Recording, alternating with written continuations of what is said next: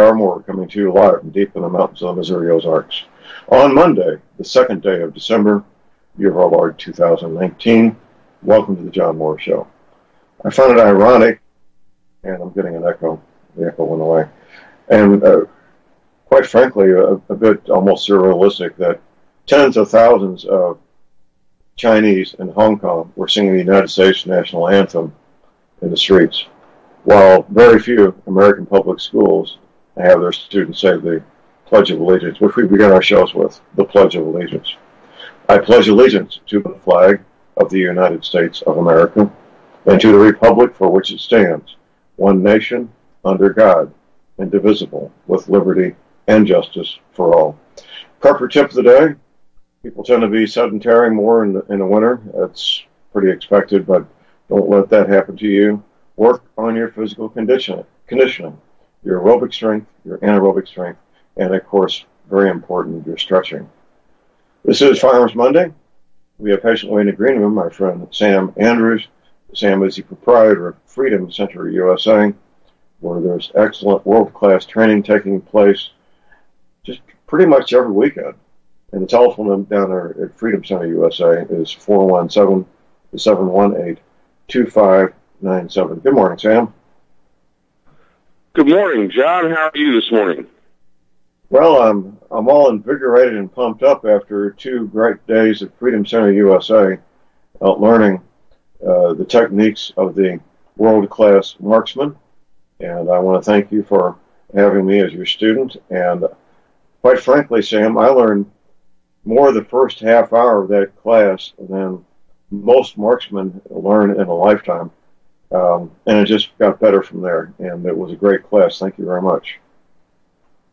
Well, John, we sure enjoyed having you at the Freedom Center, and we were blessed to have 2 perfect days for teaching long-range shooting. You know, the first afternoon, it was beautiful. It was 60. It was sunny. We had a light 3 to 8 mile an hour breeze, and it let everybody get their feet underneath them at long range.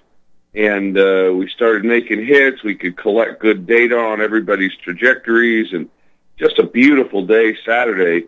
And then Sunday, for some reason, God decided to send us an absolutely perfect day to study the wind. We had the wind gusting from 8 to 25 miles an hour. And you guys got a fantastic snapshot of what the wind will do to a bullet at 1,000 yards. What a great day Sunday was. Well, it was a great day for training purposes, absolutely. And I learned a lot, and I know everybody there learned a lot. And we're doing things, you do things routinely there at Freedom Center USA that not so long ago were pretty much unheard of, say 30 years ago, weren't they? Yeah, that's probably true. You know, we've got technology, we've got equipment, we've got techniques that just didn't exist 20 years ago. And I'm not talking about the phone apps and the Kestrel wind meters. We don't rely on technology. The system we teach works whether you're low-tech or whether you're high-tech. Well, once you learn your system, you can forget about the high-tech because your system is much faster than looking down at glowing screens and making use of this, of the high-tech. But before I forget, Sam, what would be the firearms tip of the week, sir? Well, in honor of your great success on Sunday in the wind, I would have to say that the firearms tip of the week is, if you have a rifle, get out and shoot on a windy day. Put a couple of wind flags between you and the target and get out and practice with the wind blowing. What a blessing that is, to learn what the wind does to your bullet and to know what to do to compensate for that after having a few days of practice actually shooting in real wind conditions. Absolutely. Well, most people, most of the time, unless they're a sailor with a sailboat or in aviation, maybe a few other things, they don't pay much attention to the wind at all. They have no reason to.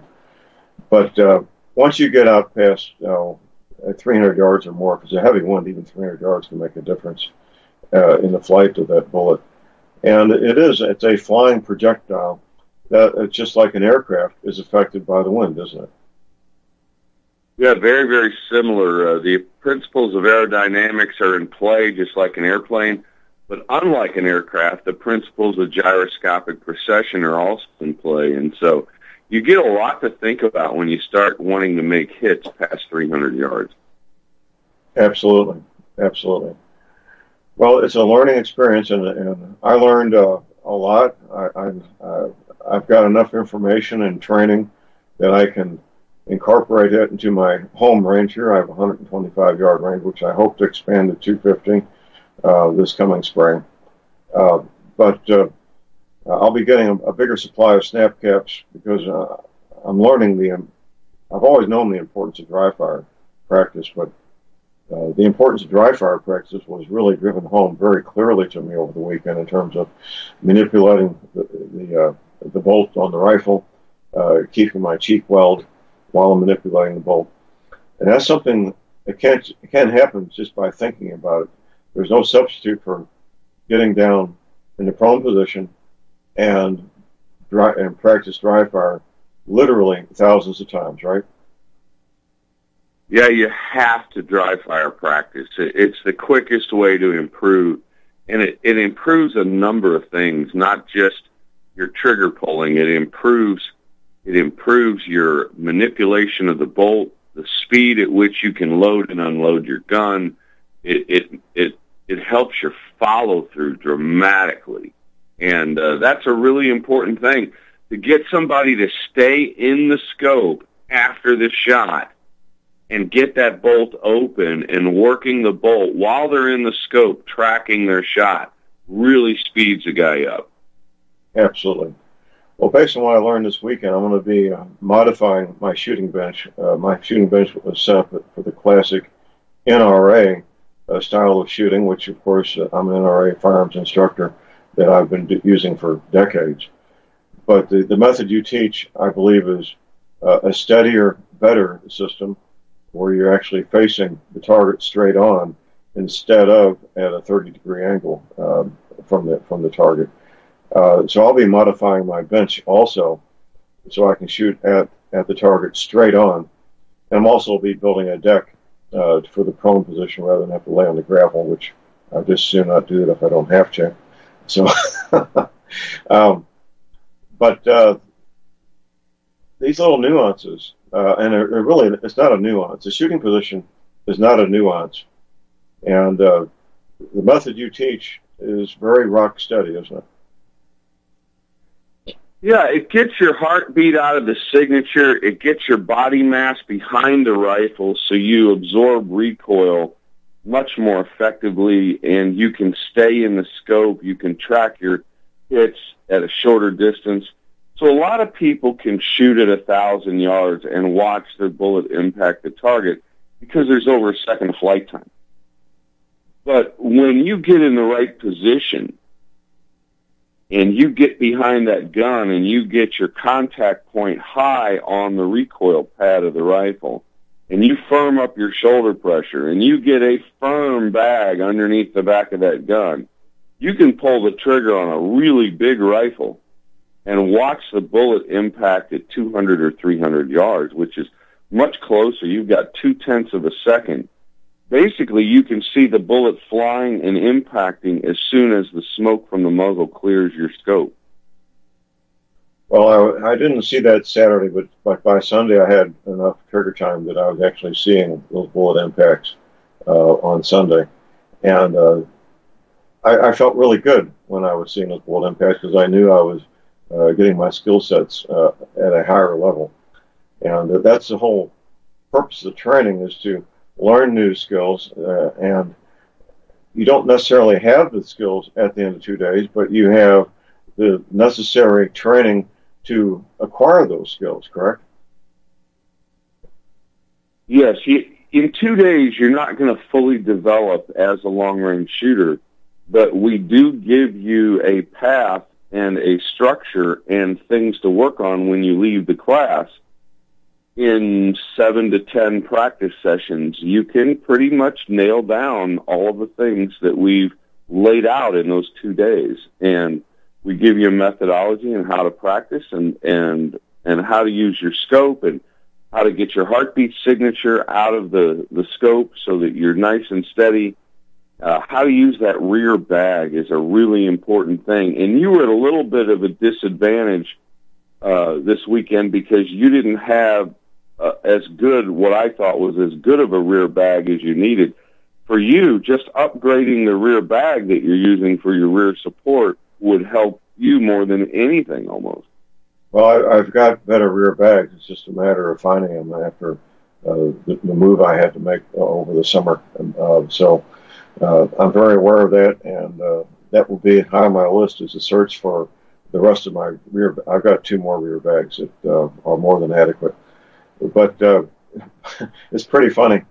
I thought I'd left home with no rear bag at all, and I wanted to have something when I showed up at the range. So I stopped at the supermarket in Lebanon and picked up at the supermarket a bag of navy beans to substitute for a factory-made rear bag. And it turned out I brought a rear bag with me. But one of the things you learn in the field is field expedient fixes, correct? Yes. Yes, you've got to be able to improvise.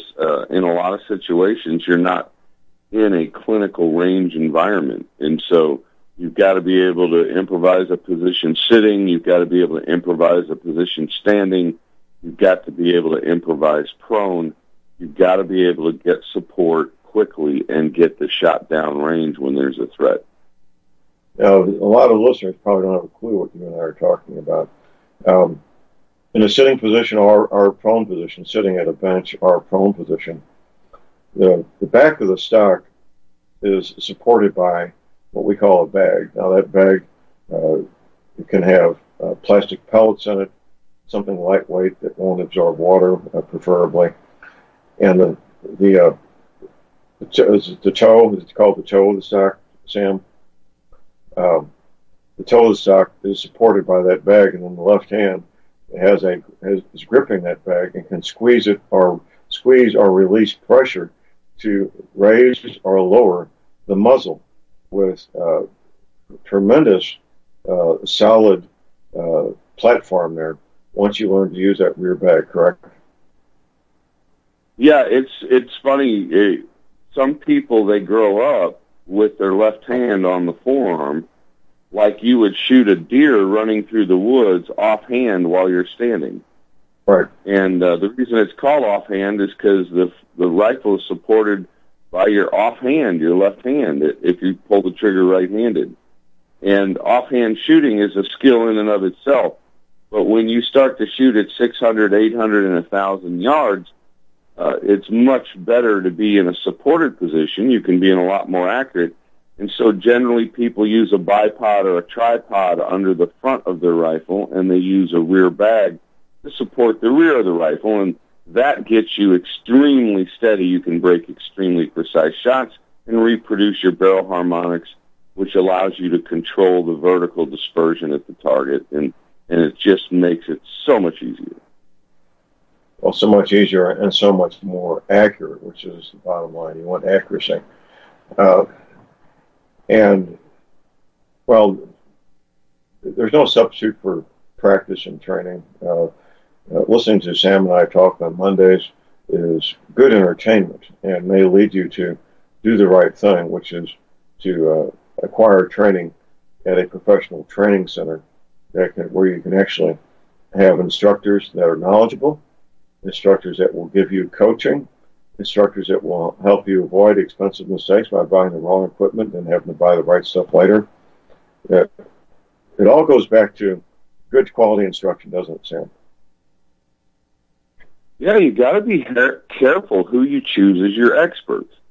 You know, if you rely on a YouTube video or you rely on a gunsmith that really isn't familiar with modern equipment and techniques, or you rely on your friend's buddy or your grandfather's advice when it comes to rifle technology, you may not come up with the same solution that you need to actually be successful at 1,000 yards. Absolutely. Well, most men who know rifles, who own rifles, I should say, don't have a clue about the things that you and I are talking about. They're good guys. They may be great hunters. Maybe got a deer every season for decades, and know a fair amount about firearms and so forth. But when it comes to precision marksmanship, they've never seen it done. They've never done it themselves, and they don't have a clue what we're talking about, other than we're talking about hitting pretty small targets from 10 football fields away. Yeah, they really don't. You know, when I was dating my wife before we were married, she grew up in a small town in Sheridan, Wyoming, and just absolutely great people. Her grandfather helped settle that area of Wyoming, and they were big elk hunters. Her father, her brother, her grandfather, her uncles, they killed a bunch of elk in northern Wyoming, and they'd been hunting elk since the 1900s. And there's a great story about how her grandfather got his cabin built, which maybe someday I'll tell that on a long segment.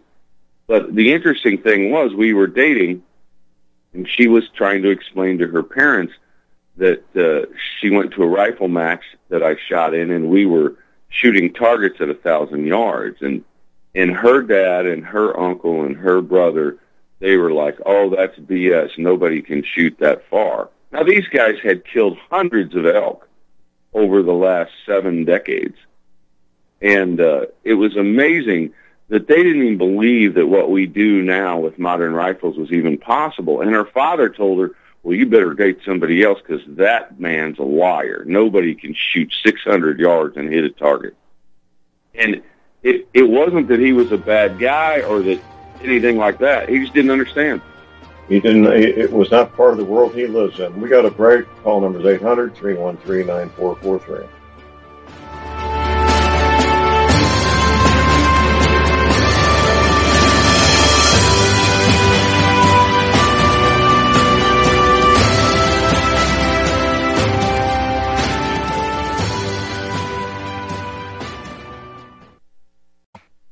Tired of being lied to by mass media? It's growing more and more apparent today that news is received less and less through standard media outlets. Even with a growing audience every day, RBN is beginning to direct more efforts into social media. Social media and the use of the internet is fast becoming the primary source of people for news, regardless of demographic. RBN has set out to provide some of the best news on the internet through republicbroadcasting.org, and also has begun to use the tools to our advantage by way of social media. Republic Broadcasting is now operating a Facebook page to function as yet another avenue to have our collective voice reach new audiences across not only America, but across the globe as well. The Facebook page features not only news, but also an RBN player to listen to our broadcast. Get involved by visiting facebook.com/Republic Broadcasting and liking our page, and share it with your friends and family, because you can handle the truth.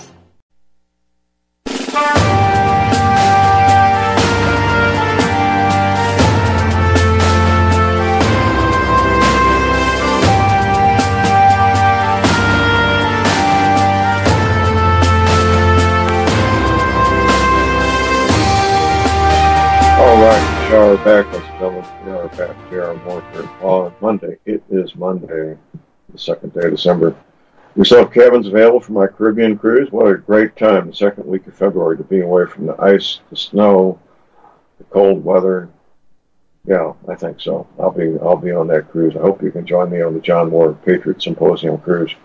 Details at my website, or you can call our cruise director, Betsy Murphy, at 636-530-9502. This is Farmers Monday, visiting with Sam Andrews, the proprietor of Freedom Center USA. The Facebook page is Freedom Center USA. The telephone number is 417-718-2597. Well, Sam, the class is very comprehensive, covering all the high points of precision marksmanship. And the next level class, what does it go into, sir? What's it called? Well, our second level long-range class is a little more math intensive. So you're learning how to do a weighted wind average. You're learning how to deal with Coriolis effects, which are the earth spinning underneath your bullet while it's in flight. You're learning more advanced techniques in fieldcraft, and we get into the things that you need in your toolbox to be successful past 1,000 yards. So if you have any flat earth believers, they don't need to calculate the Coriolis effect because their earth doesn't spin. Yeah, a flat earther would have a lot of cognitive dissonance in our class, that's for sure. They would be in a lot of trouble in the second class. Their worldview would be challenged at some point. Well, we'd find out reality real quick there, who's right, wouldn't we? Okay, well, you've got a competition coming up, I think, this coming weekend, too. Tell us about that.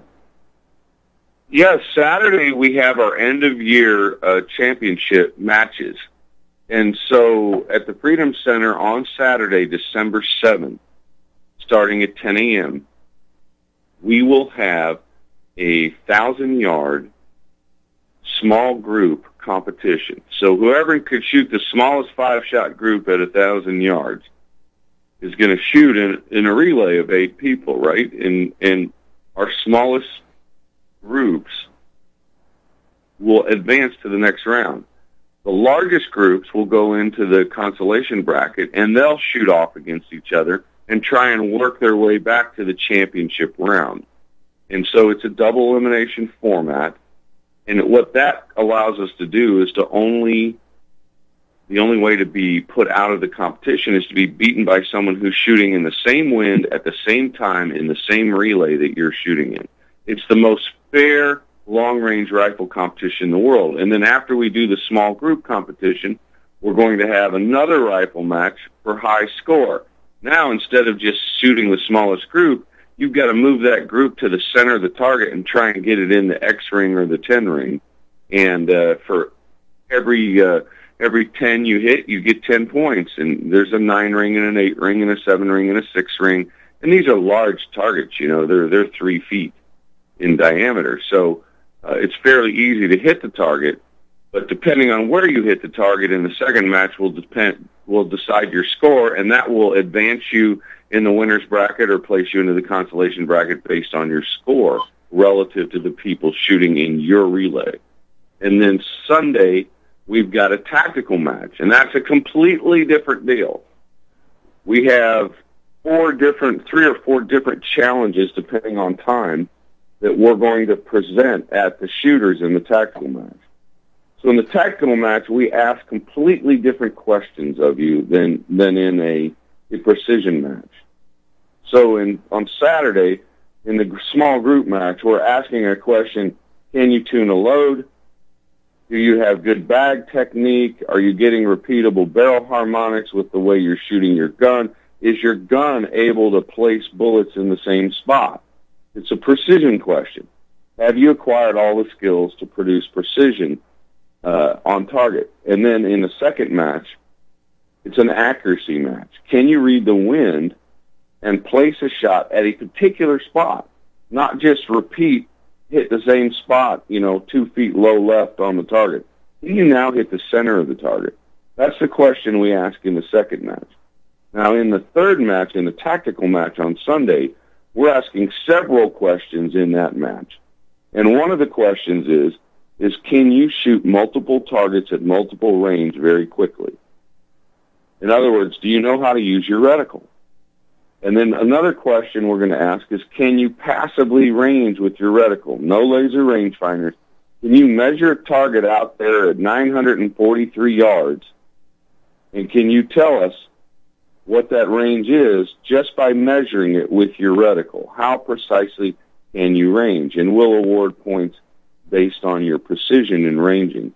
And then we'll have you shoot at a human-sized target with a 10 ring, a 9 ring, an 8 ring, and a 7 ring.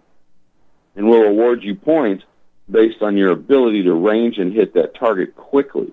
You're going to have very little time to solve this problem. Well, we'll get back to this discussion after the break. Stay tuned, everybody.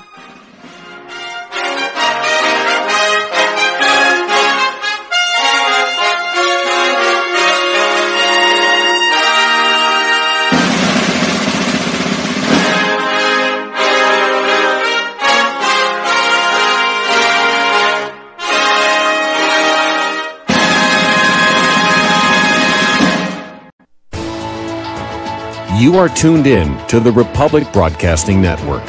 Visit our website by going to republicbroadcasting.org.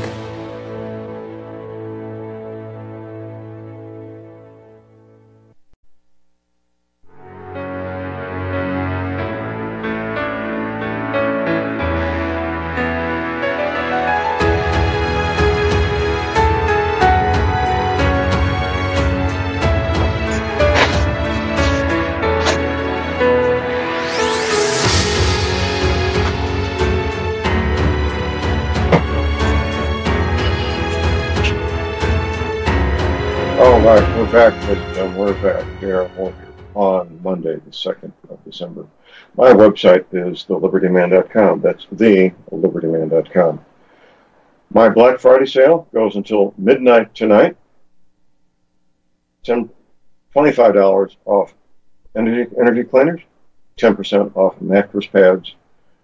When you place your order, you pay full price on my website or with my order takers at my 800 number, and I refund the difference manually. So that's the Black Friday sale. Continues until midnight tonight. That's Monday, the 2nd of December. $25 off energy cleaners, 10% off mattress pads. My toll-free order line, 24 hours a day. Don't ask them about the Black Friday sale. They won't have a clue what you're talking about. 800-592-9543. I say again, 800-592-9543.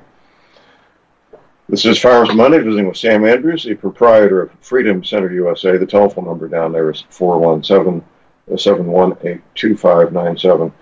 Now, Sam, these competitions next weekend, can a person enter one or all? Is there different fees for the entry, for entering the different competitions? You can enter all three. You can each match. If you want to enter the small group match, it's $20. If you want to enter the small group and the score match, it's $40. If you want to enter the small group, the score match, and the tactical match on Sunday, it's $60. And that's so it's incredibly reasonable match fees, and you get a lot of shooting, and you'll need probably 160 to 180 rounds to shoot all three matches. Now, I wouldn't show up with less than 200 rounds if it were me. Roger that. Now, if a person wins a one of the matches, or second or third, is there any prizes that a person would receive? Yeah, last year we had a suppressor, a rifle suppressor, as one of the prizes. We had a pistol, a new semi-auto 9mm pistol as one of the prizes, and I think we had some cash as the third prize. So we have three prizes on the prize table, and the champion of the score match, the champion of the group match, and the champion of the tactical match, they draw cards from a deck of playing cards. And the person with the highest card gets to choose from the prize table first. All right. Well, it sounds like a lot of fun. Over the weekend, I had one of your suppressors attached to my rifle, and it was a dramatic reduction in decibels. And one of the things you pointed out, the tactical advantage of a suppressor is not noise suppression, but flash suppression. Tell us about that. Yes, a lot of people that aren't in the business of killing, and they don't understand what happens in a conflict, civil conflict, or war type environment. They don't understand that most of the killing, most of the conflicts in this modern era go on after dark. And when you shoot during the daytime, particularly if the sun's out, you're never going to see muzzle flash. It's hard to see the muzzle flash in bright sun. But when you shoot in the dark, that long-range rifle with that slow-burning powder and that heavy boat-tail bullet that flies so far through the air, that ammunition generally blows a 3 to 5 foot fireball out the end of your muzzle. And you can see it in the dark. It is dramatic, and it is large, and it is attention-getting. And it's the attention-getting part in a dark environment. It's like a neon sign saying, shoot here next to your enemy. And you do not want muzzle flash. Muzzle flash from your rifle is not your friend. And so anything you can do We put coatings on powders. We put flash suppressors inside sound suppressors. We create sound suppressors in a way that design and build them in a way that kills the flash even more. And so you get almost no flash out of a properly designed system with a good suppressor on it. Well, that's information most people don't know even exists. That's one of the main reasons for a suppressor, is to suppress the flash, not the sound so much. So actually you get both taking place with a good quality suppressor, suppressing the sound, lowering the decibels, as well as reducing the flash to virtually nothing, correct? Yes. Most people don't even realize that suppressors are legal. They see them in movies, and the bad guy always has one, so they think it must be something only criminals have. But in fact, I think in 42 states in the United States, it's perfectly legal for you to go in and buy your own suppressor. Well, that's, I think, more states than you can own automatic weapons. I think automatic weapons are legal in 36 states last time I checked. All a suppressor is a muffler. And by the way, it's completely illegal for the federal government to ban anything. The federal government has no charter under the U.S. Constitution, no granted authority to the federal government in the Constitution to ban anything. But they ban machine guns, they ban suppressors, and we let them get away with this garbage. And they have no legal authority to do it. But they do it by perverting the Commerce Clause and saying that they have the right to regulate anything they want. Well, and there are several states that are doing workarounds and passing state laws that firearms manufactured or anything that is attached to a firearm within the confines of the state and never leave the state are not subject to the National Firearms Act, aren't they? Yeah, that's how they defeat the lie of the Commerce Clause, where the Commerce Clause says that the federal government has the responsibility to make commerce regular. Well, they've twisted that into saying that they can now regulate anything that's interstate commerce or anything that affects interstate commerce, which is completely untrue. The original intent of the clause, make commerce regular, meant to make the playing field level between the states, and so that one state couldn't take advantage of another state, or a company in state A couldn't be abusive to a company in state B and ruin the free markets. So it was to make the playing field level and make it fair for everyone. That was what the intent of the Commerce Clause was, and of course, the federal government and these crooked judges and these power mongers that are always trying to get more power attached to them in their federal government, these people decided, well, we'll just say make commerce regular really means we have the authority to regulate anything we want. And that is a complete, total fabrication. Yes, like in the introductory sentence to Article 1, Section 8 talks about spending money and promote the general welfare. That's what they say in the introductory sentence, written by James Madison, who a few years later, after he wrote it, was chewing out Congress, saying pretty much, if I meant that introductory clause to give you a free pass to spend money on anything you want under the heading of general welfare, why would I write the 18 things giving specific details as to what you may spend money on?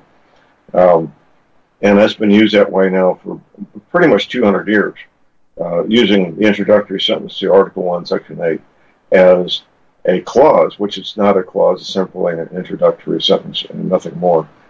And the federal government can't spend money on anything they want using that according to original intent, but that's what they've been doing, haven't they? Well, these crooked people in the federal government that these quid pro quos where they're sending our tax dollars to foreign countries and then having their kids suck those tax dollars back in illegal payments. I mean, these kind of things have been going on for a long time, and they're going to start a civil war in this country with all this corrupt garbage. They don't realize that it's affecting people, and people are finding out about it, and they're starting to get angry about it. And, I don't blame them. Honestly, we really need to clean house at the federal level. With all the corruption in the FBI and the CIA and everywhere else. I mean, there needs to be a lot of changes made. It absolutely does. Well, Sam, this is our long segment, and we like to talk about one of our founding fathers within, one of our masters, I should say, within the five-gun culture. Who would that master be today?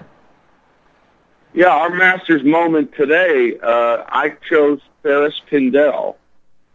Ferris Pindell is a true American. He's a really honest guy. He's developed a cartridge called the 6PPC. And the 6PPC has won more short-range accuracy matches than all other cartridges combined. And so the PPC of 6PPC stands for Palmisano and Pindell, the two guys that invented the cartridge. Now, Ferris was an excellent machinist. He was a world-class bench rest shooter. He was an excellent rifle builder. He machined stuff for NASA. I mean, this guy was a super, super talented machinist with a real eye for quality and a real creative spirit when it came to investigating, testing, and developing accurate rifle cartridges. And his crowning achievement was the 6PPC cartridge. And it to this day, it wins bench rest matches. And I think it was developed almost 40 years ago. Well, which brings up, yes, is he still active, this gentleman? No, I think Ferris is has passed on now. But I'll tell you what, the man was an amazing guy, and I got to meet him at some bench rest matches, and he was incredibly gracious, and he took some time to explain to me how to lap threads. And this is a machining technique. You know, if you ever thread a bolt into a threaded hole, and you get it about halfway threaded in, feel all the slop that's in the bolt. There's big clearances there. Right. Now, when you make a rifle, you're threading the barrel into the receiver. If you have all that slop in the threaded joint, the rifle's not going to shoot well. And so it's not going to shoot near as good as it could. And so one of Ferris's talents was how to thread a barrel so the action fit on there so tightly, so closely that there was no movement. And he showed me the proper technique to do that, and I'm forever grateful to him for demonstrating that to me. Well, that makes a huge difference in the final product, doesn't it? It absolutely does. You know, I had an Army sniper bring a 300 Win Mag in about a month ago, maybe 2 months ago, and it wasn't shooting quite as well as he would have liked, and he wanted me to nitride the barrel. And so it was a brand new gun, bought from a custom gun dealer in Texas. And I took the action off to nitride the barrel, so I get the action wrench in there and I break the torque off this action, and I start to unscrew it. Well, I get it 2 turns off the recoil lug, and this thing's got 60, 70 thousandths of slop in the end of the action back by the rear tang. And I was like, well, you better come check this, sir. And he came over and he looked at it, and he's like, what on earth? And I said, this isn't even safe. You don't have enough thread engagement. I mean, you might shoot your barrel down to the target at 100 yards with threads that fit this poorly. And so what we did was we took that expensive Krieger barrel, chambered in 300 Win Mag that was almost 30 inches long, and we cut off the chamber, cut off the threads on the brake and the suppressor attachment, cut another 3/4 of an inch off there, and we made him a really nice AR-10 barrel for his AR-10 308. And it worked out really well in the long run. And we've got another barrel ordered for his bolt gun that I will thread that will actually fit that action properly. But it was really frightening to see something come out of a barrel, see a barrel come out of an action that was that poorly threaded. Now, the manufacturer of this was a highly regarded company that does this professionally. Yes, the guy that made this this barrel, threaded this barrel, and put it in this gun is a prominent known gunsmith with a gunsmithing business. It has the name Precision in it, but I don't know who it is. You know, I can't remember the name of the guy, but it's not important. What's important is that you go to somebody that knows how to thread properly when you get a custom barrel put in your action. Well, that's good information. And with the things we're talking about, nothing can be taken for granted, can it? No, not at all. You have to check everything. And, you know, factory guns aren't threaded perfectly. That's a shock to a lot of people. You know, most factory rifles made by Savage or Remington or Howa or Weatherby or, you know, name someone, they're threaded on a CNC machine, and they're threaded a couple thousand small, and then the action's threaded 1,000 to 2,000 large, and that way any barrel they make will be threadable into any action they make. And so the tolerances aren't near as tight on factory rifles because they're mass-produced on CNC machines to a fairly large tolerance. When a custom gunsmith like Ferris Spindell or myself or a gentleman like Larry Smart, world-class gunsmith, or Mark King in Pennsylvania is a world-class gunsmith, when any of these guys thread a barrel, they fit the thread so perfectly to the action that you can thread the action on about halfway and you've got no movement in the joint at all. The fit is so close, and that's done by a very precise, very skilled, very careful machinist. Well, this is information people need to know because we make assumptions. I always assume that a high-quality rifle from a Howa or Remington or whatever it might be, Savage, that I could depend on it to be all set up and ready to go out of the box. But I can't do that, can I?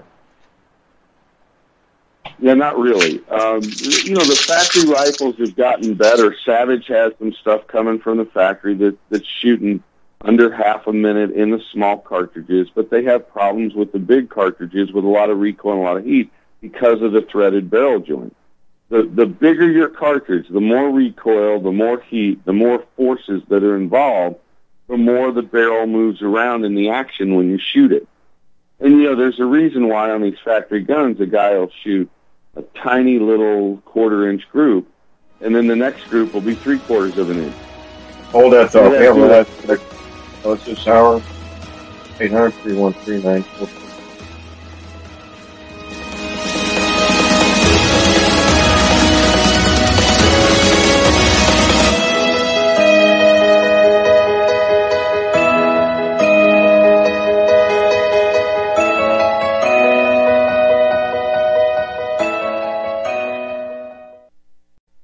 Tired of being lied to by mass media? It's growing more and more apparent today that news is received less and less through standard media outlets. Even with a growing audience every day, RBN is beginning to direct more efforts into social media. Social media and the use of the internet is fast becoming the primary source of people for news, regardless of demographic. RBN has set out to provide some of the best news on the internet through republicbroadcasting.org, and also has begun to use the tools to our advantage by way of social media. Republic Broadcasting is now operating a Facebook page to function as yet another avenue to have our collective voice reach new audiences across not only America, but across the globe as well. The Facebook page features not only news, but also an RBN player to listen to our broadcasts. Get involved by visiting facebook.com/Republic Broadcasting and liking our page and share it with your friends and family, because you can handle the truth.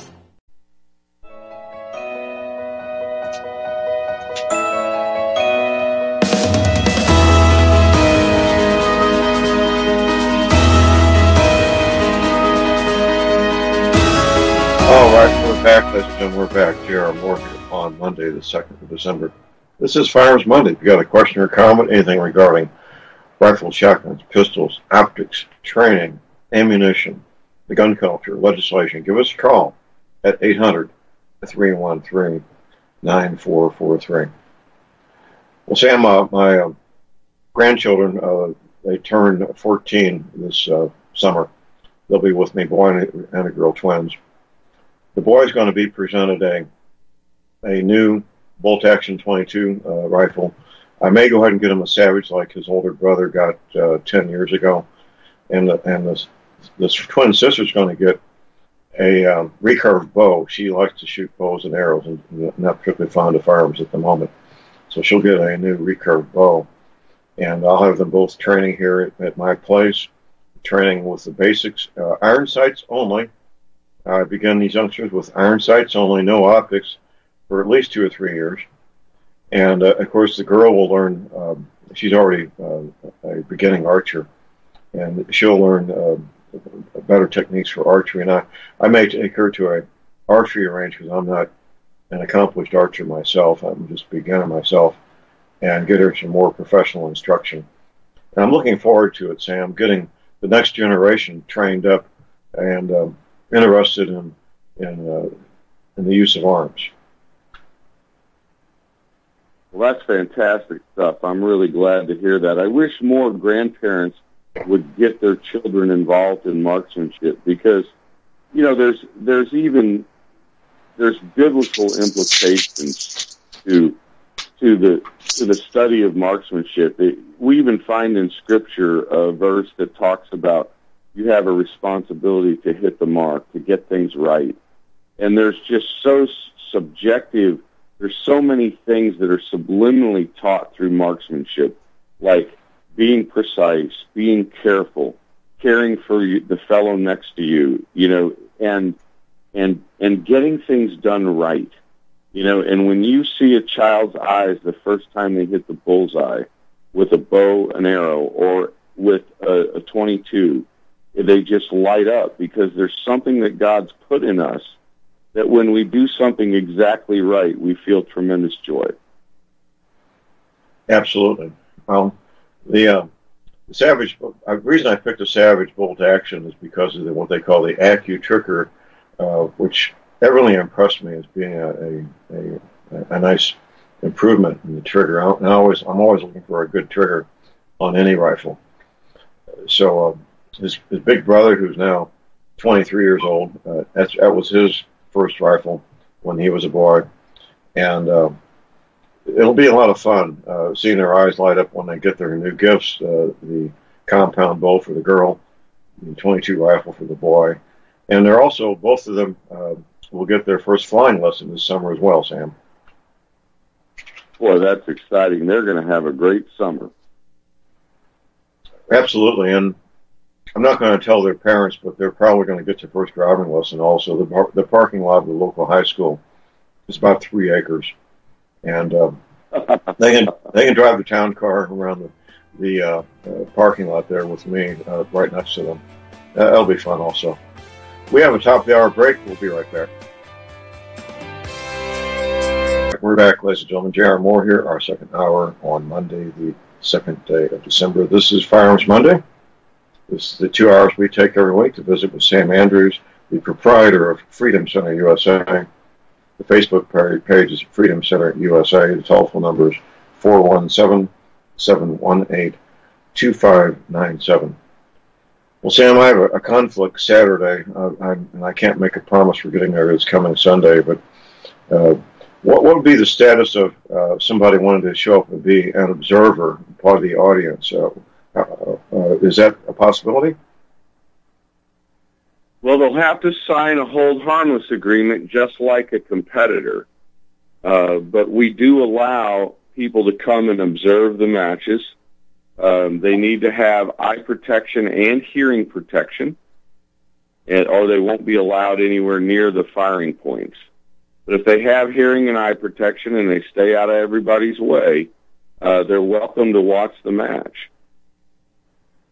Something I know is just kind of a side note, and I've been experiencing here at my place, and my hearing protection, I notice, got a buzz, and every time I walk back and forth from the ranged firing line of my vehicle, and I finally connected the dots, and when I'm walking underneath the higher power tension lines, there was a loud buzz in my electronic earmuffs, which I was getting here, but I didn't make the connection here at my place.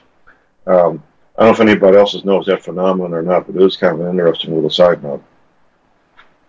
Yeah, I have the Peltor, the high-end tactical Peltors, the TAC-3s, and they're shielded. I don't get any interference in my hearing system with those. Some of the less expensive units may or may not be shielded. So, right. Yeah, I wasn't wearing my good ones this weekend. I grabbed the first ones, and typically ones that I reserve for my students, and they're pretty entry level for $20, and they work great when you're not around high tension power lines. But it's pretty annoying to have that loud buzz in your ear when you're walking underneath the high tension power lines. And you wear the Peltors. Which Peltor do you wear? The TAC-3. TAC-3. Okay. Yeah, I think it's called the ComTAC 3. They're about $300. They're not cheap, but you can hook a radio to them. They have some other features that you can put a boom mic on them so you can communicate. They're made for tactical operations type work, and they work quite well. They're comfortable and they give great sound, and they have decent sound suppression, and I really like them. I think one of the more durable units that I've had, and the batteries last a long time. I use those things almost every day, and I have yet to replace the battery in them, and they're like a year and a half old. Well, I would replace the battery once a year anyway, just to prevent damage from battery leakage. That would be a real wise thing to do, Sam.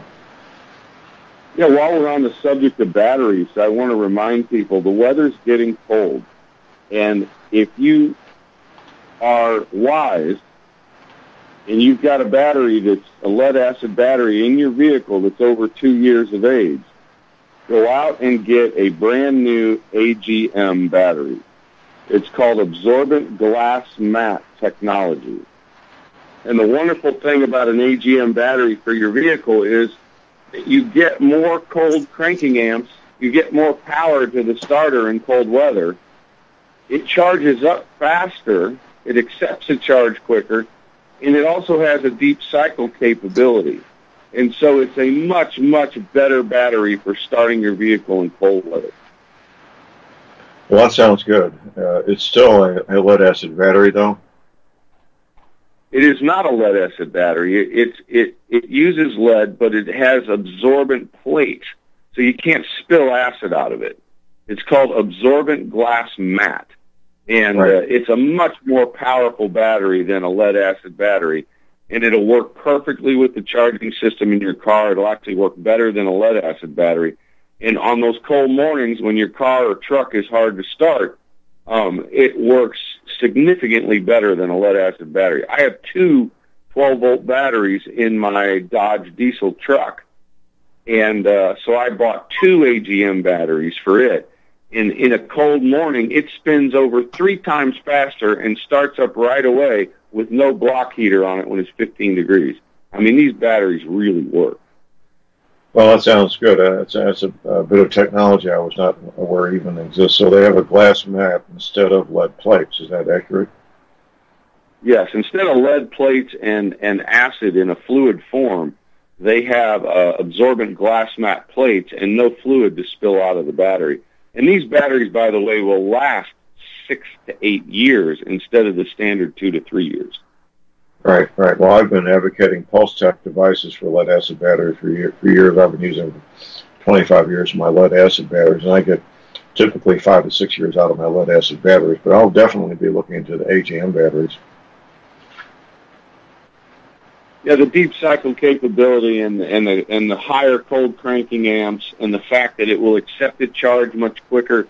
If you're someone that takes a lot of short trips and you're starting your car, turning it off, starting it, turning it off, starting it, you're doing that all the time, then you're definitely going to benefit from an AGM battery, particularly in the cold, because it will accept much more charge on a short trip than a standard lead-acid battery. And so you won't gradually degrade that battery's power as quickly. Well, my rule of thumb for charging a car battery with the vehicle is 15 minutes. It's always been my rule of thumb. I don't know how accurate it is, but if you're an urban dweller and making almost always short trips to the supermarket and to work for less than 15 minutes, you might just be continually discharging the battery and not properly recharging it, correct?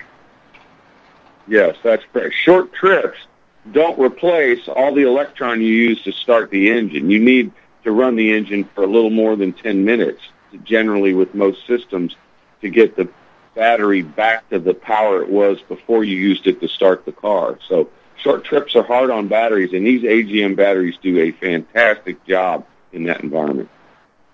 Outstanding. Well, I don't want to dwell on that too much longer, but that's a good part of preparedness to know that, and I hope everybody is taking notes here. I know I made some notes myself.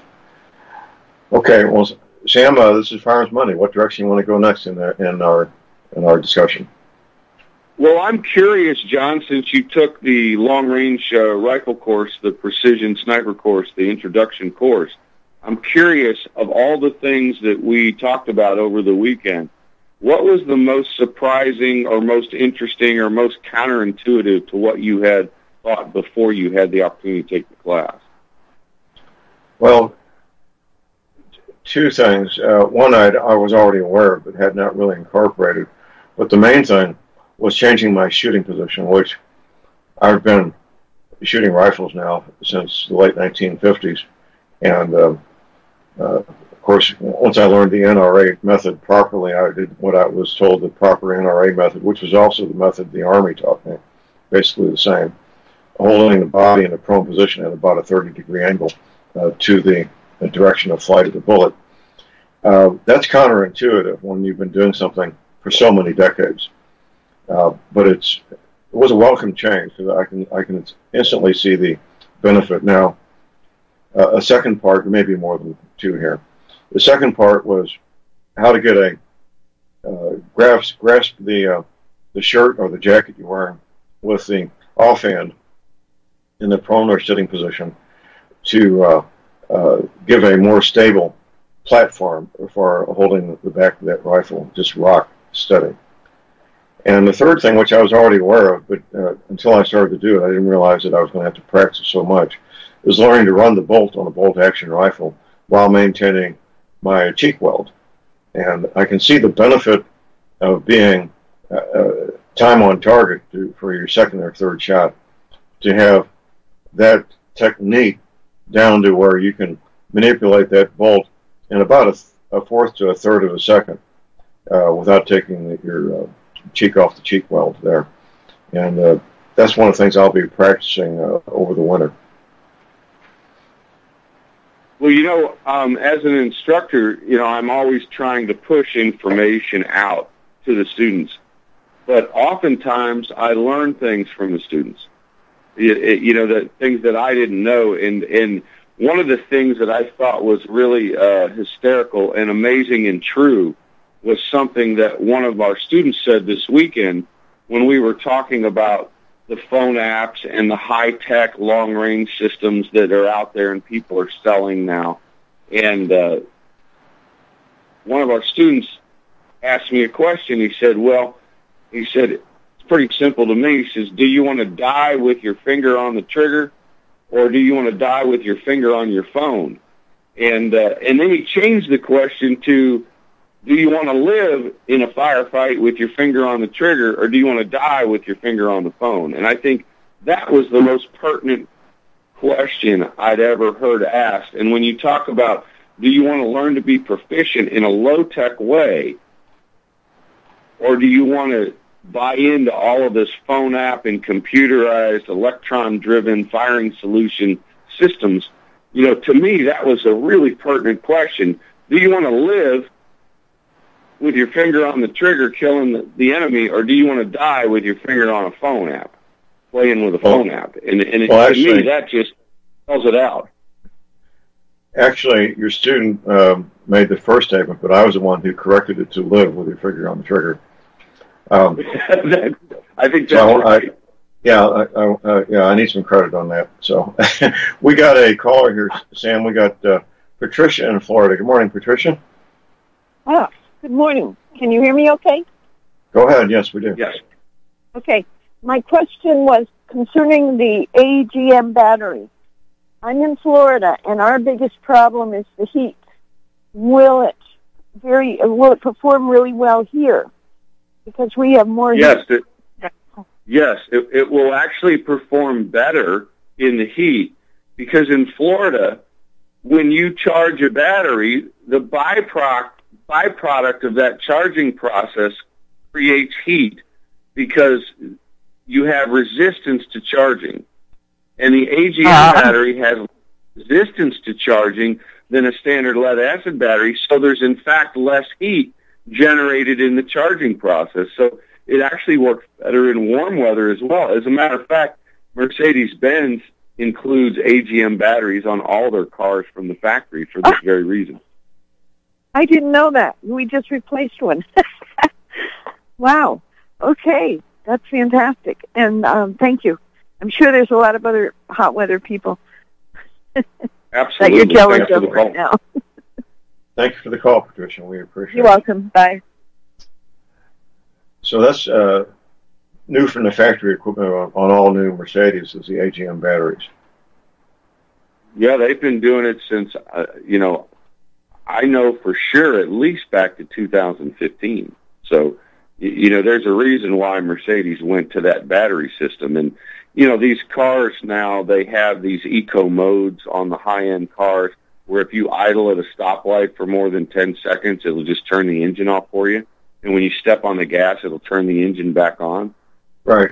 And that starting and stopping, they need the AGM battery just to run that system properly. Amazing. It's amazing. Well, this technology continues to be so superior as we move forward through these years. And it's hard to keep up with it. I had a subscription for a year or two, a magazine that I thought would help me keep up to date on it, but I didn't have time to read it every month.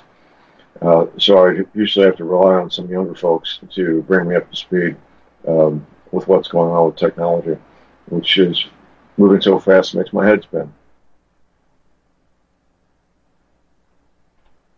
Well, I think that the rate of development has accelerated, and so it is harder and harder for one person to aggregate all of the different technological developments that are occurring. And I think it's great to have people that you can rely on that are experts in particular areas or market segments that can feed you good information.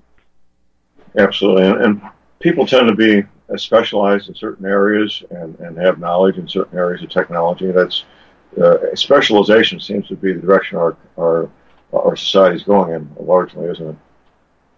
Yes. Well, and I follow metallurgy. I follow LED lighting for because of the tactile lights we include on the systems we manufacture.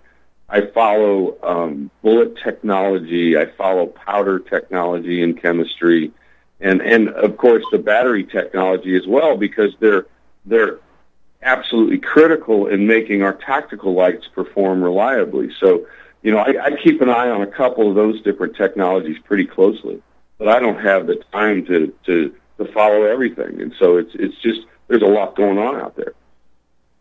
You mentioned over the weekend a handheld flashlight that would illuminate a target at 1,000 yards. That's pretty amazing. Yeah, it actually goes to, I think, 1,400 meters. It's a very focused, has a deep reflector design, very highly focused LED light. I think it's only about 2,000 lumens in the total lumens rating, but that's not what allows it to penetrate and illuminate so far away. It's the fact that the reflector technology is so good that it focuses the light into a small circle so you can light up a target at 1,200, 1,300 yards. It's pretty amazing, and it's not much bigger than a soda can. Okay. And is that something you sell there at Freedom Center USA?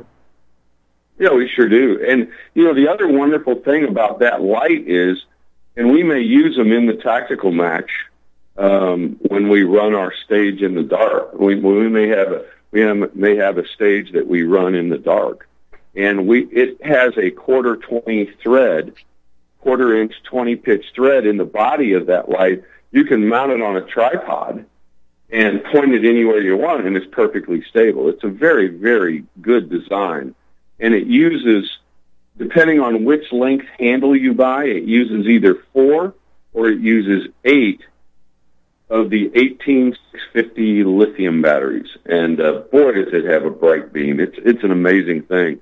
When we get a rifle put together late in the day and we need to go test it, I just throw that thing on a tripod and light up a target at 600 yards and zero the weapon system. Amazing. Absolutely amazing. And is there different power settings on that flashlight? Is it just on and off? Yeah. It has 5 different power settings and a strobe setting as well. Hold that thought. We got a break. We'll be right back.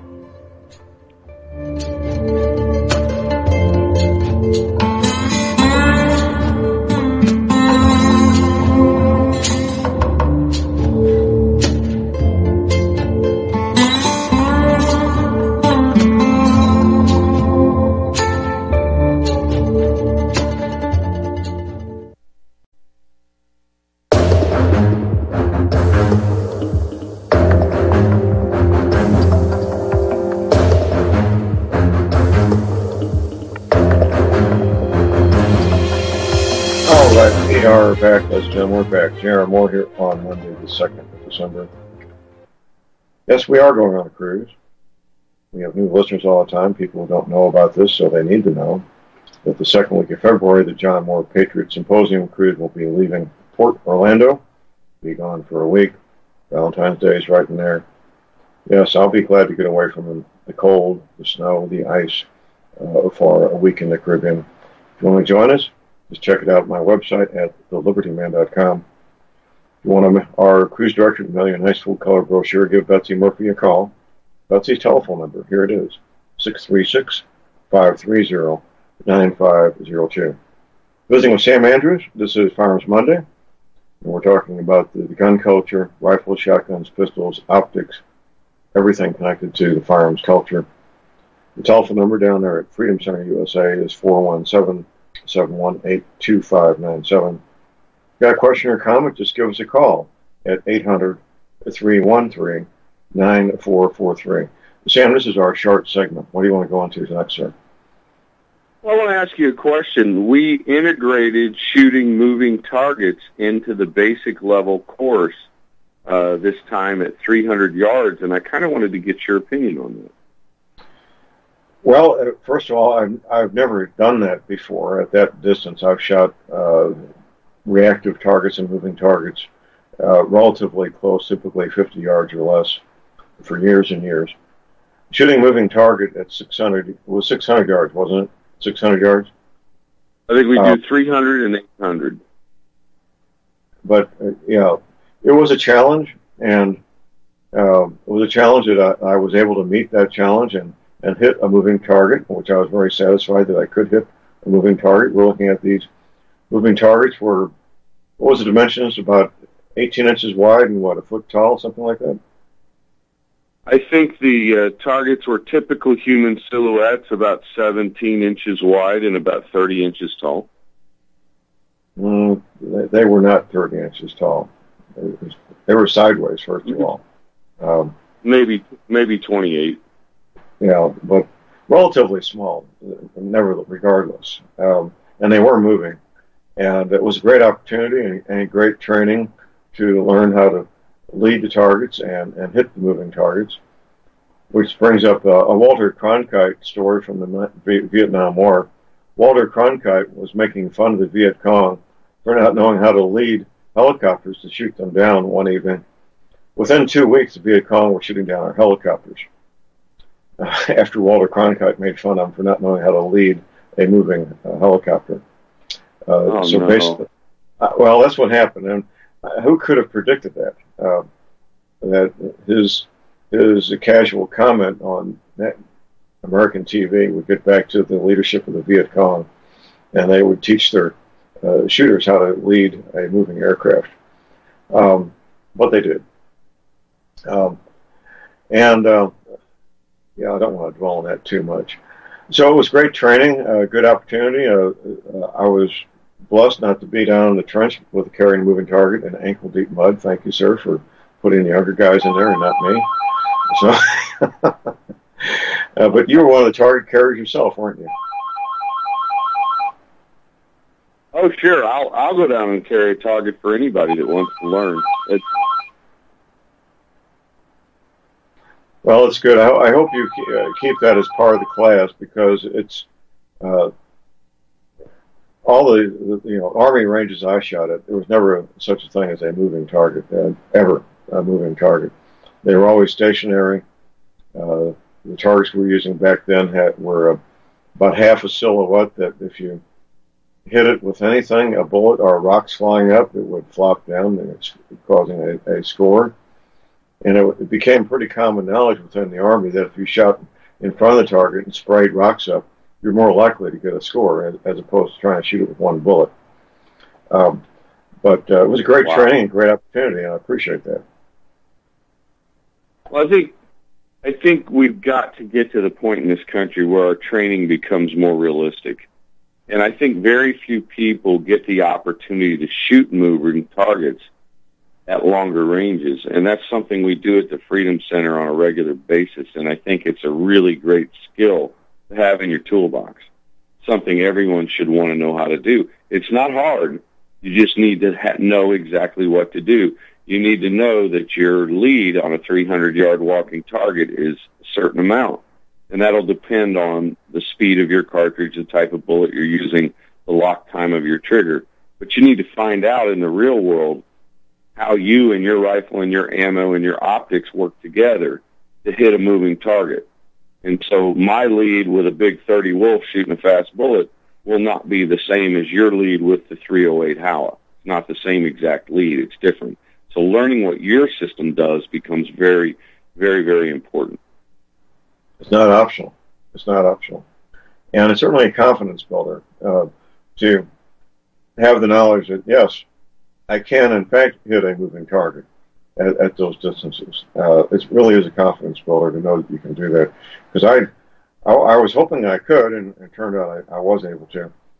But until you actually put that lead down range, you don't know if you can do it or not, do you? Yeah, you got to do it to know. Absolutely. Here's our break. We'll be right back.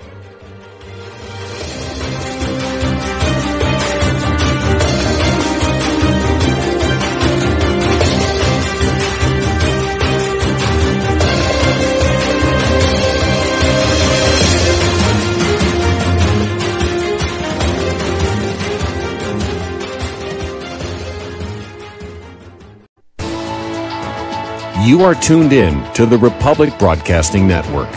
Visit our website by going to republicbroadcasting.org.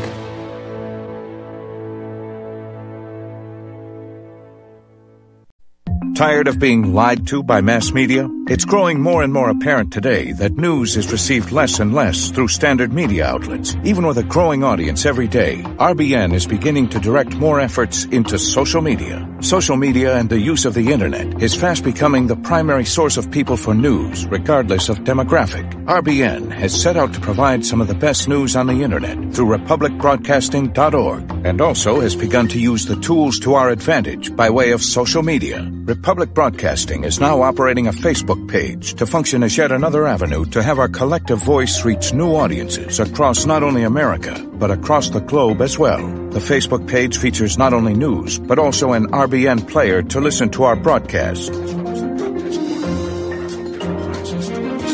Get involved by visiting facebook.com/Republic Broadcasting and liking our page and share it with your friends and family, because you can handle the truth.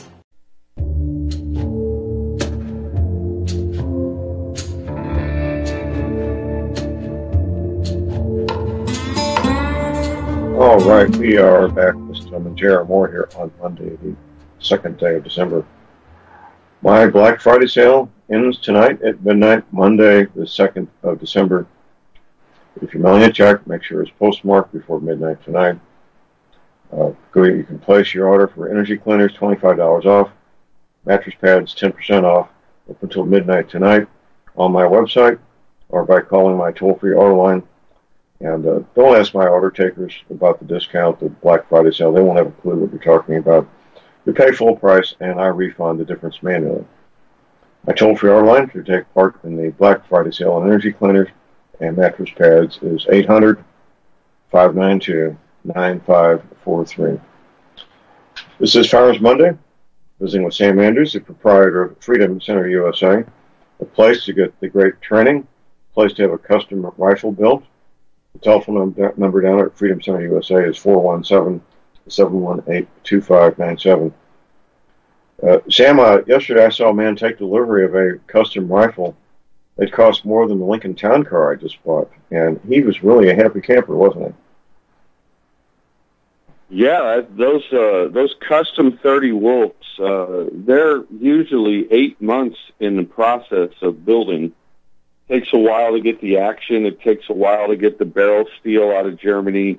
Then we machine things and get it fitted up together. Then finally the carbon fiber stock comes in, and we make titanium pillars to bed that with titanium fasteners, and that keeps the gun very stable in a variety of temperatures and stuff. And they shot it yesterday for the first time and cleaned it up, so they're kind of in the middle of the barrel break-in process. It'll be interesting to see the accuracy level of that gun at 1,000 yards once the barrel's broke in and they tuned the load up properly to it. I suspect in dead calm winds it'll shoot under 1.5 inches at 1,000 yards.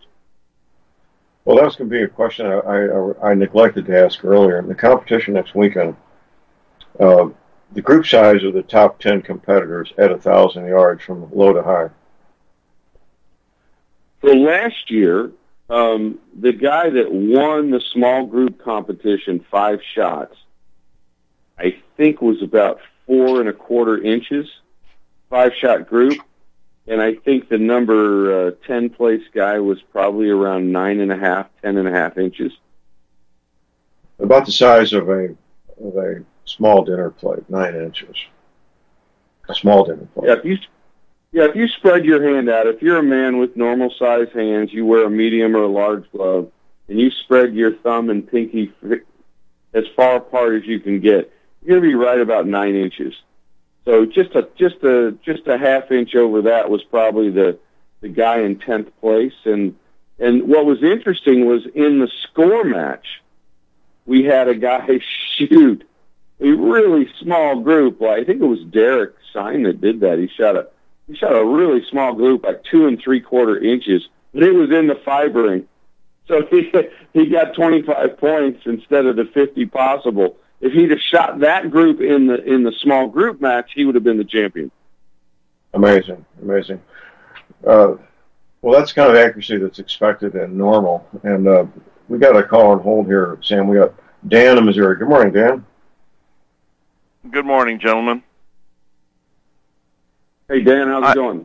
It's going great. I missed a little bit of your show because of a phone call that came in, and I don't know that you touched on this, and I haven't got every one of your shows in the past, but I've got a question, and I talked to John a little bit about it, and he suggested I call in, so it's John's fault. Not really. What I know you know about this. I want your take on it from a practical standpoint. Progressive rate rifling.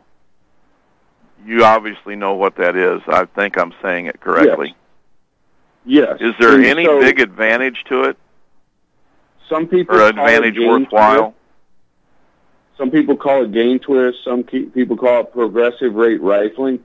And I think the guys that do it best is a company called Bartlein.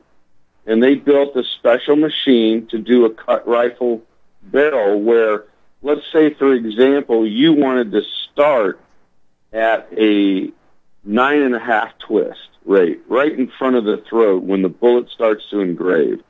And then as the rifle progresses down through the rifling and it gets to the end of the barrel, the twist rate speeds up to, say, 8.5. I think they limit you to 1 inch gain in the twist rate. I think that's their rule of thumb, the guideline that they set. But they'll do a 1/2 inch gain or a 1 inch gain. We're actually testing some gain twist barrels in February of next year. We've got a test that we're structuring. And I can tell you this, some gain twist barrels have set some records. You know, they're performing well, but keep in mind that every rifling process has advantages and disadvantages. So some rifling processes are called hammer forging. That's how you make the lands and grooves and create that twist in your barrel. And then some are cut rifle and some are button rifle. Traditionally, a really well-done button-rifled barrel that is properly stress-relieved will last the longest and will shoot the best. But there are two companies out there, Krieger and Bartlein, that have a cut rifle process that is extremely accurate, and they put barrels in the top 10 of the 1,000-yard world championships every year. Now, keep in mind, a cut rifle barrel is softer lands and grooves, so that barrel's not going to last as long as a properly button rifle barrel, but they are extremely accurate. And I actually believe there could be an advantage to gain twist, and they've set some records from an accuracy standpoint with some gain twist barrels. Okay, well, thank you on that. You brought up another thing that I wanted to ask, but I'd forgotten. What kind of barrel life do you expect? I mean, I know they're different, but if you're not shooting unbelievably hot loads, what can you expect out of most barrels? Well, the first thing you have to understand is shooters burn up barrels, cartridges don't burn barrels. But let's talk about that for a second. A cut rifle barrel that's sub-quarter minute accuracy, depending on the cartridge and how fast the shooter shoots and how quickly he burns the throat out of it, it will last between 900 rounds and maybe 2,000 rounds. Now, a button rifle barrel will last about 10 or 15% longer than that. Now, a button rifle barrel that we do that has our deep nitriding process will last 40 to 50,000 rounds. So, wow. So maybe 10 or 20x of that. In a machine gun environment, our deep nitrided barrels last 5 to 7 times as long in a full auto environment. And so it depends on what technology barrel you're using. Our barrels don't cost a lot more. They cost probably 50% more, but they last 20 to 40 times as long. If we nitride a button barrel for you, your grandchildren will shoot 25,000 rounds through that barrel. That's an amazing gas mileage improvement, to say the least. Yes, it's a lot of bang for your buck. Oh, my. All right, well, I got one more for you. I appreciate your interest and your expertise in this. Sabots, if I'm pronouncing it correctly. Have you done any work with those?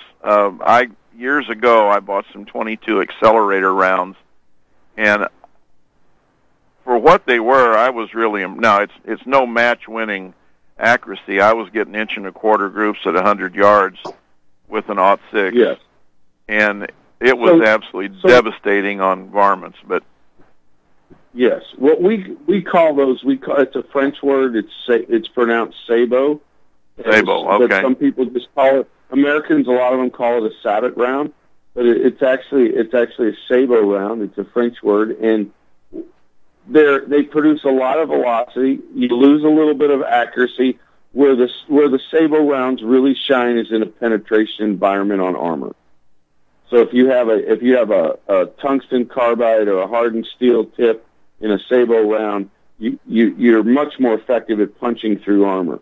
But at long range, we don't use them typically because there's a lack of accuracy there. There are some military rounds out there that use sabots that are incredibly effective, but they're usually hanging on big guns on aircraft for killing tanks. I see. All right. Well, thank you for your expertise. I really appreciate it. Appreciate the call. Thank you. The call number is 800-313-9443. Yeah, and there's sabot rounds is an interesting side note of rifle, and I guess it could be used in pistols too, to get a dramatic increase in velocity. It's just an interesting part of the technology around firearms, isn't it? Yes, and no one's really conquered the accuracy issue with a sabot round. But if you're shooting large targets and you need penetration, the sabot round really shines. Absolutely understood. Okay, what direction you want to go next, sir? Well, I'd like to talk a little bit about our tactical match. We didn't really get into all the way into the type of questions. So in our tactical match, we're going to ask the question, can you shoot multiple targets at multiple ranges quickly? In other words, do you know your trajectory and know your hold points on your reticle? Because in a firefight, you don't have time to dial your scope around. So that's the first question we're going to ask. Have you done your homework, learning your reticle and learning your trajectory? The second question we're going to ask is, can you passively range in a tactical environment? When you shoot a laser out, anyone that has night vision is watching a Star Wars show, because the lasers tend to run between 800 and 900 nanometers, particularly the ones sold to civilians. So when you use your laser rangefinder, you're giving your position away. It's no different than shooting multiple tracer rounds. And so what a tactical marksman does is he will passively range with his reticle. He'll measure an object with his reticle and calculate the range quickly. So we're going to have a scenario, probably less than 25 seconds, where when you go prone, a target's going to be revealed to you, and you're going to have less than 25 seconds to range it and shoot it. So you've got to know how to passively range with your reticle. That's the second question we're going to ask of our competitors on Sunday in the tactical match. The third question we're going to ask is, can you shoot moving targets? You know, it's one thing to sit on a range statically and shoot a piece of steel, like they do in the most series tactical or the PRS matches, and that's not really tactical rifle work, because in the real world your targets are always moving, and so knowing how to lead a target, knowing how to whether to use an ambush or a tracking method or a hybrid method, and knowing how to time your trigger brake, and it's just an important skill to have. If all you've ever shot are static targets, I would highly encourage you to get somewhere where you can practice shooting moving targets, because that's how it goes down in the real world. Rarely are human beings standing still in a tactical environment. And if there's civil unrest in this country, you're going to want to be really skilled at shooting moving targets. So the third question we're going to ask is, can you shoot two moving targets at two different ranges in a short period of time?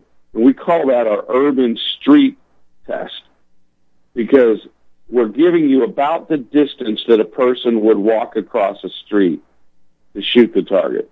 So you're going to get about a 30-foot movement of that target at walking speed, and you're going to have two targets up. So you're going to have to kill two different targets moving 30 feet in a time period less than 15 seconds. I've been thinking Go ahead. I was going to say, I've been thinking of creative ways to have moving targets on my 100-yard range that doesn't involve a whole lot of money. Involve maybe ropes and weights. I'm not sure what yet. You just get a pulley, get a $15 climbing pulley, a light pulley, and you hang your target from that pulley, and then you take a lanyard off the pulley and you stick it through a block with a pin, and then you tie some 550 cord to the pin, and you yank that rope, it pulls that pin out, and the target will roll down a cable that has a slight slope to it. Yeah, a slight slope, otherwise it'd be too fast for people to catch it. But I was thinking somewhat along those lines, and that would be a very doable thing, absolutely. Well, it'd be good training, and it'd be moving targets in the tactical match this coming Sunday.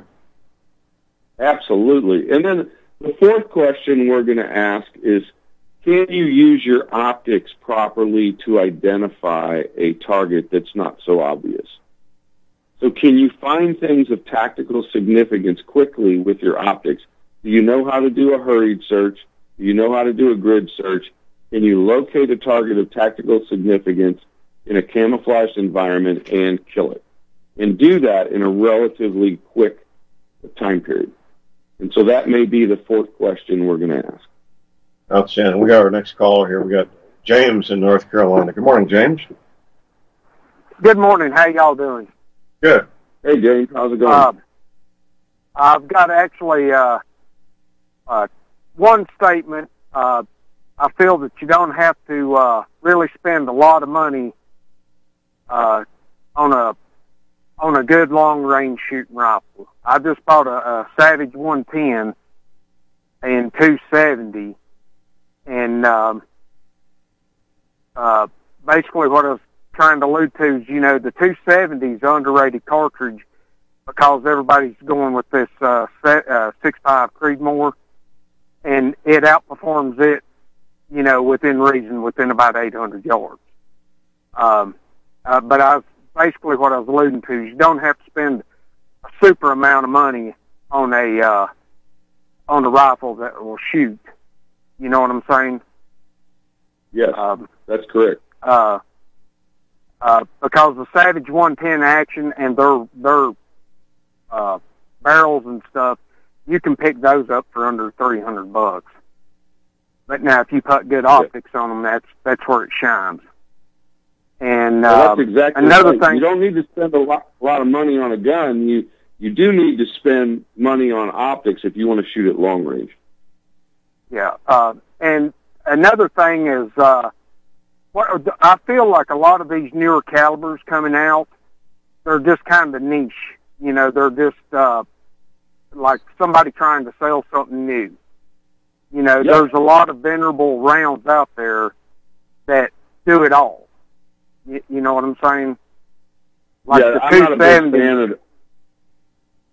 I'm not a big fan of the Creedmoor. I don't think they have enough energy for tactical work. I'm not a huge fan of the Creedmoor. I think the 270, the 308, the 260 Remington, the short mags, those are all great cartridges for long range work. You just got to get the right bullet in them. That's correct. And another thing is, a lot of people don't realize, what's old is new again. And, back in the 50s and 60s, everybody got on the bandwagon of the 6.5 millimeter rounds.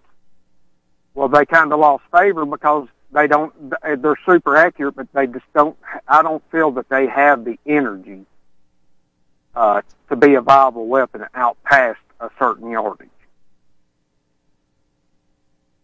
Yeah, and again, that depends on the quality of the boat tail bullet that you're shooting. So, for example, a 6.5 Creedmoor doesn't hit with the energy that a 270 does. The 270 has more energy at 600 yards than the 6.5 Creedmoor, if you put a good boat tail bullet in the 270. Now, the 260 improved that we make on an AR-10, it will hit with 500 foot-pounds more energy at 1,000 than the 270 will.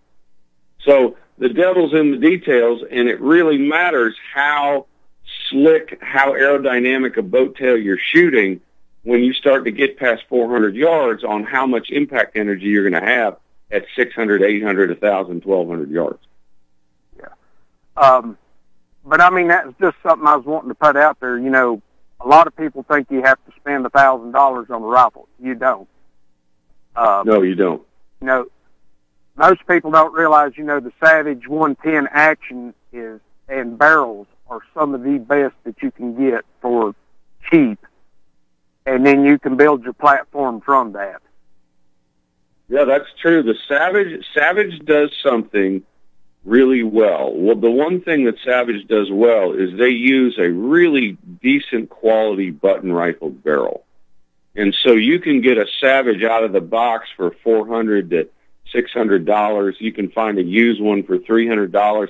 And if they've been taken care of, they're going to shoot quite well. If you know how to break the barrel in, put good optics on it, you can, in other words, a $400 Savage with a $1,200 scope will outshoot a $1,200 anything with a $300 scope. That is true. That is true.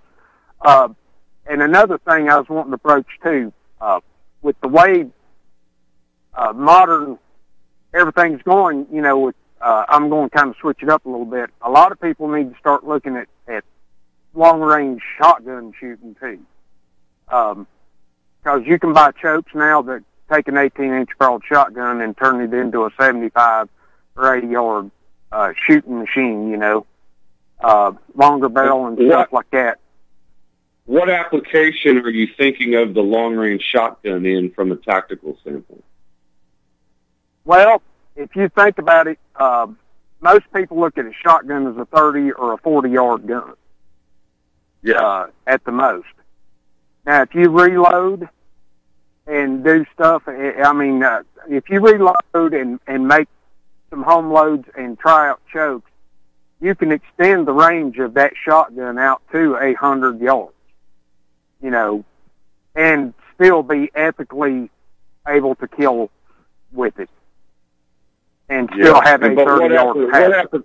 A 30-inch pattern. What application would you prefer the shotgun over the rifle? I'm just talking about within 100-yard perimeter defense. Gotcha. You know what I'm saying? Yes, sir. But there's stuff now this stuff where you can take a tactical shotgun and turn it into a 100-yard shooting machine. I hate to say it that way, but, you can extend its range if you do your homework and make some home loads. You can buy all the stuff to reload a shotgun for cheap. Now, do you know what a cut shell is for? Do you know what a cut shell is for a shotgun? Do you know what that is? Yes, I do. Yes. So this is a technique we used years ago to extend the range of a shotgun. You would cut the plastic shell in 3 spots and leave a little bit of text, and so the whole plastic part of the shotgun shell would fly down the barrel as a slug, even if it had, say, number 9 shot in it. And you could really extend the range of the shotgun just by cutting the shell. Yeah, but here's also another thing. See, I hunt with a 10 and a 12 gauge. And if you reload your own, anymore you can only find I use like a 3.5 12. And if I use buckshot, I can only find number 4 buckshot or double alt. But if you reload, you can make, and you can sometimes find 3 alt. But if you reload, you can make a 4 alt, which is 38 caliber pellets. And in a 12 gauge 3.5, you can put 10 or 12 pellets in that of 38 caliber. No kidding. Now, what's your favorite load? What's your favorite load in the 12 gauge for extended range? Apparently, you've done a little bit of this. I want to know what's your favorite load. To be honest with you, it'd be number 1. Yeah, most people don't have 10 gauges, but I'm curious what your favorite load in the 12 gauge is for long range. It would be number 1, because you get a number 1 buck, or a single alt buck, because you get more pellets. Okay. And how many number 1 pellets do you get into a 3.5 inch shell on a 12 gauge? I think it's 30 something. Okay. Wow. James, gentlemen, we're pretty much out of time here. James, don't be a stranger. I appreciate it. Don't be a stranger. Right. You're welcome to call anytime. Well, I've down the last. You a few times off air. Thank you, James. Well, we're down to the last 60 seconds or so here, Sam. Yeah, look what's happening in China. Look at the election they had in Hong Kong. Look at what's going on in the world, folks. There is a quiet revolution, and it's not being televised. It's not being talked about on the media. Things are changing. Things are really moving. So get ready. They are. Things